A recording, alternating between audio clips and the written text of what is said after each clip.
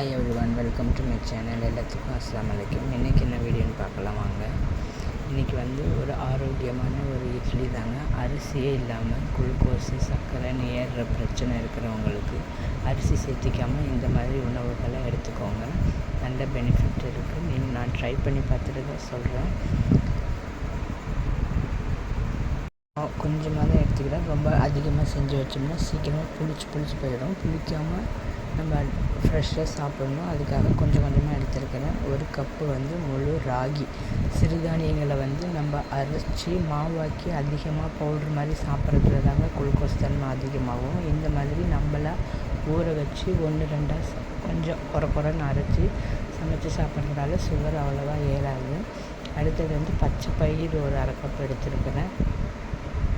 வெள்ளை உளுந்து அதுக்கு தகுந்த மாதிரி எடுத்துக்கலாம். கருப்பு உளுந்து எடுத்துக்கலாம், வெள்ளை உளுந்து எடுத்துக்கலாம். அதுக்கு ஒரு பெரிய ஸ்பூனில் 1 ஸ்பூன் வெந்தயம் போட்டிருக்கேன். அதெல்லாம் நல்லா கழுவிட்டு ஒரு 8 மணி நேரம் ஊற வச்சுடுங்க. ஊற வச்சுட்டு நல்லா மிக்சிலேயே அரைச்சிக்கலாம். போதுமானது.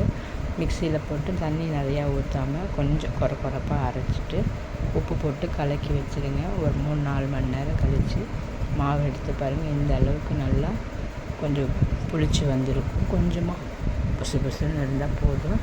ரொம்ப புளிக்க விட்டிங்கன்னா சாப்பிட முடியாது. ஒரு மாதிரி ஃபீல் நமக்கு நார்மல் இட்லி தோசை மாதிரி இருக்காது இல்லையா? ஆனால் இது அதை விட டேஸ்டியாகவும் இருக்கும், ஹெல்த்தியாகவும் இருக்கும். இந்த அளவுக்கு தண்ணி இல்லாமல் கெட்டியாக கொஞ்சம் கலக்கி வச்சுக்கோங்க.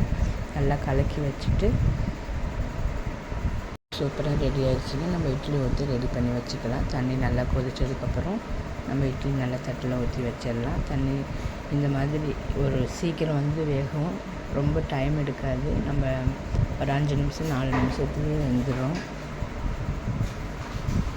நீங்களும் இந்த மாதிரி ட்ரை பண்ணி பாருங்க. மாவு இந்த மாதிரி இருக்கும். ரொம்ப தண்ணியெல்லாம் ஆயிடுச்சுன்னா ஒரு மாதிரி கொலன்னு பார்க்கவே நல்லா இருக்காது, சாப்பிடவும் நல்லா இருக்காது.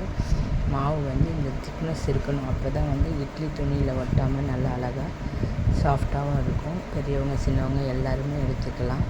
இதுக்கு சூப்பரான ஒரு சட்னி ரெடி பண்ணிடுங்க. 1 கப்பு பொட்டுக்கடலை, 1 கை தேங்காய், கொஞ்சமாக புளி, காரத்துக்கு ஏற்ற பச்சை மிளகா, 1 கைப்பிடி கொத்தமல்லி தழை, தேவையான அளவு உப்பு.